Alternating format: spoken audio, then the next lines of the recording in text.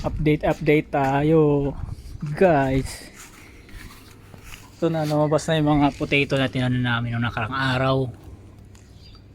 Nagsilabasan na sila. Sakto, nag-uulan ngayon past 2 days. Ayun na dito, nagsilabasan na sila. Tapos itong mga bulaklak na to, yan, may tiny sunflower, lumabas na rin sila. Ayan, kumapal na yung mga damo kasi nag-uulan. Tapos ito na yung update ng seedlings namin. Yung garlic hindi pa lumabas yung mga sprout eh. So yung iba namatay, hindi ko alam kung bakit sila namatay. Pero yung ito, yan, mga kalabasa yan, silabasa na. Kalabasa at saka ito, kamatis. Yan. So yung mga kalabasa na yan, dito namin lalagay yan. Ito, kung ano, kalabasa rin to. Yan, nilagay na ng asawa ko dyan. Alam ko may mga tanim-tanim pa siya dito eh. Takpan pa lang ng ano, ng lupa, hindi pa lumalabas. Pero may mga punla na siya dyan. Tapos ito, sayote. Yan, nabuhay na rin. So malapit na. Tapos yun dito, hindi pa namin nagagalaw. Pero nalinis ko na yung sa mga gilid. Bale, ang gagawin ko ngayon, itong mga damo, bubunutin ko yan kasi tatanim ko dito. So may mga bakante dito na area. Kasi gusto ko yung part na to, yung part ng veranda ko, pupunuin ko ng damo.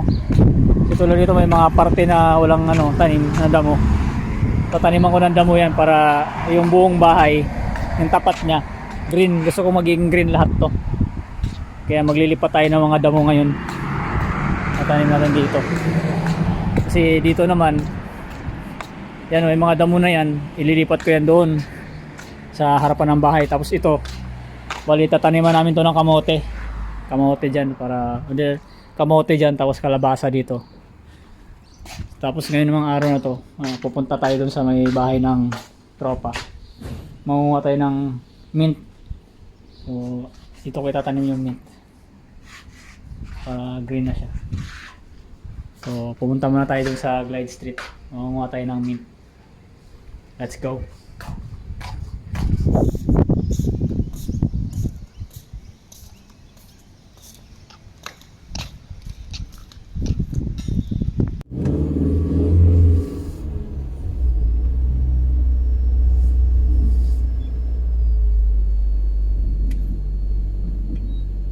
May mga buds yung ano, roses.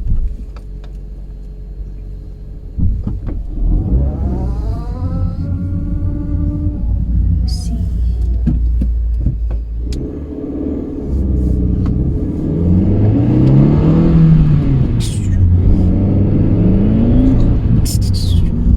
Bumili ka ng ano dyan ha? Ano ba yun? Grass cutter.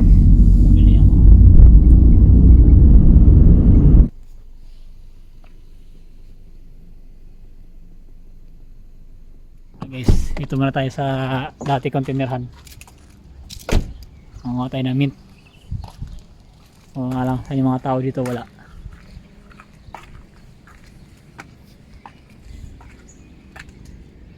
Knock knock.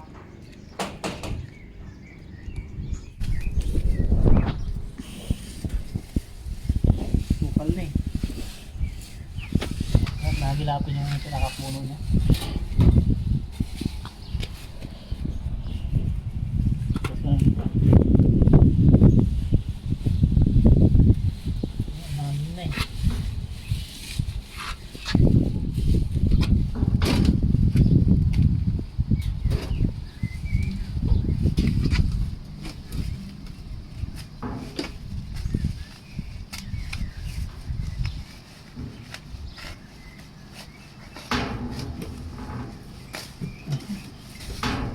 Kaya na siguro ito mabuhay, no?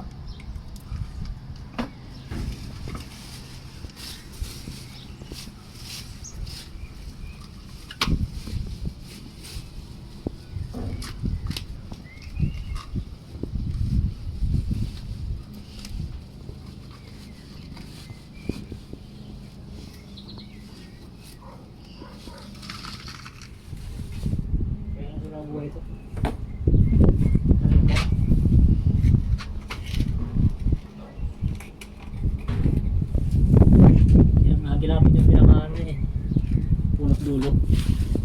Ito. Ito. Ba yung maritim ko.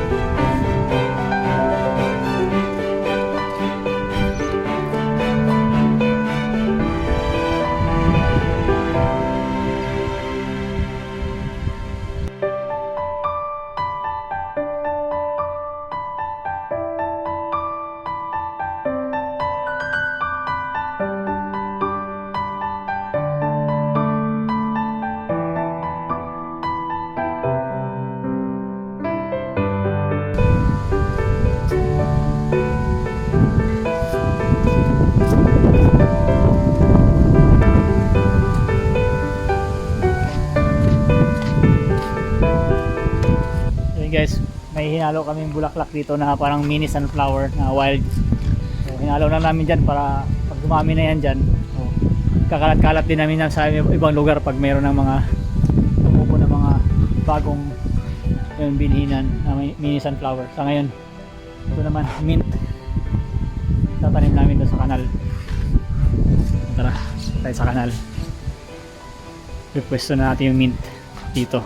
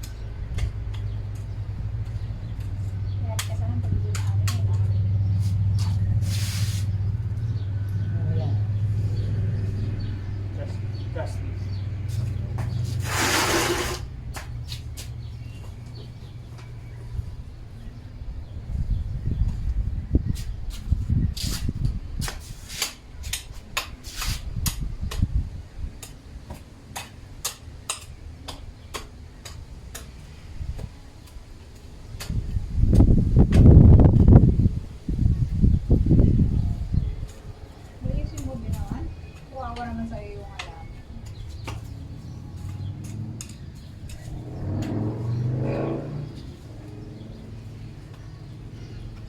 Parang ano, mint na mint talaga ano.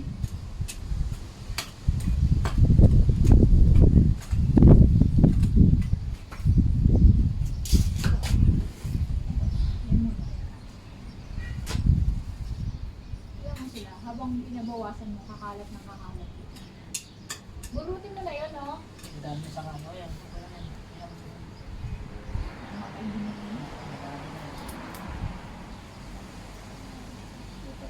Hindi mo ano sa gitna, kasi wala naman ano sa gitna. Hindi pa.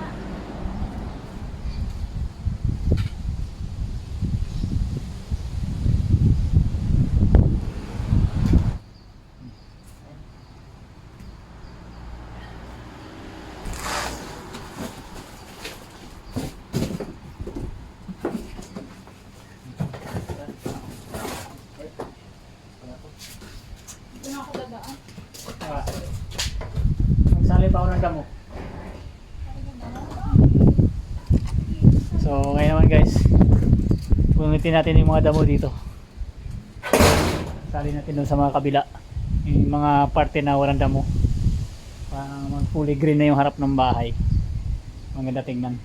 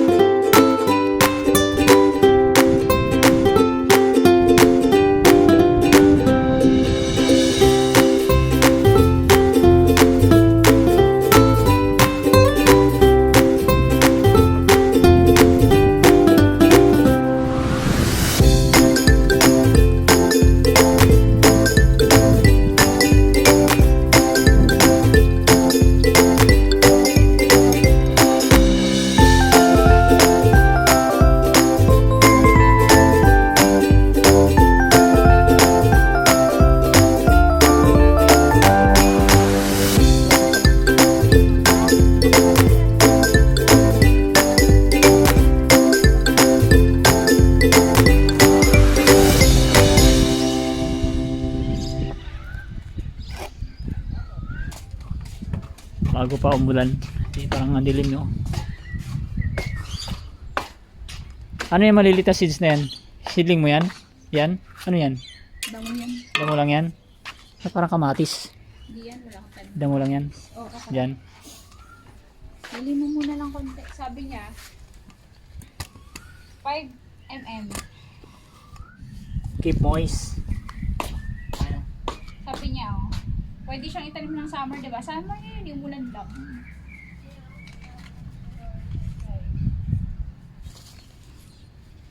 Kaya itong linya lang. O yan. Dito sa gitna. Malaki ang okra eh.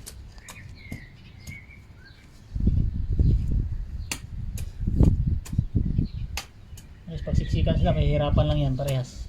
Pantay-pantayin mo ah. Pag tumakas nga yung okra, baka di na tayo makadaan dito eh.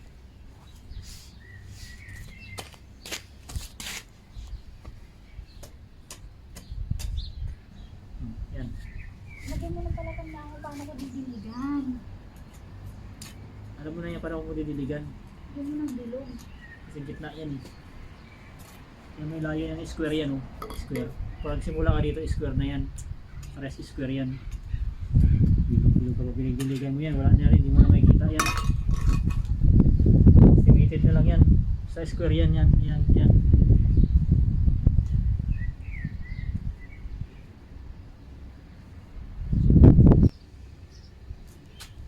Alin ang muulan na.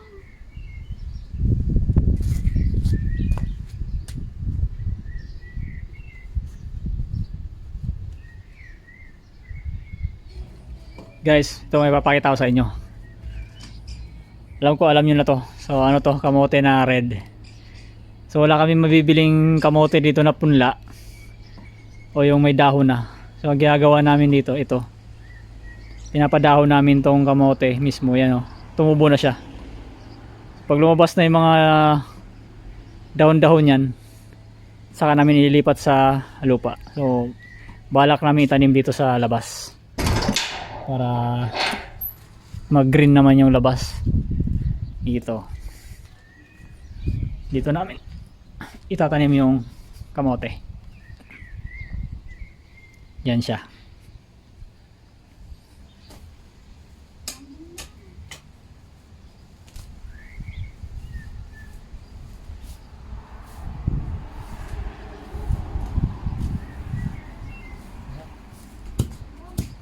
Tayo. So yun lang guys, sa tagulan na panahon taniman na namin dito sa wakas okra. Then dito daw may mga punla na siya dyan na silis.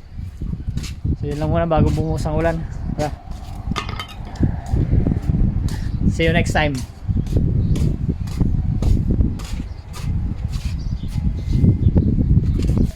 Pinapadry mo para kumuha yung sprout.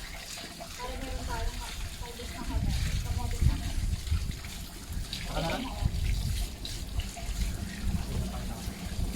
Pinapadry natin para musgo.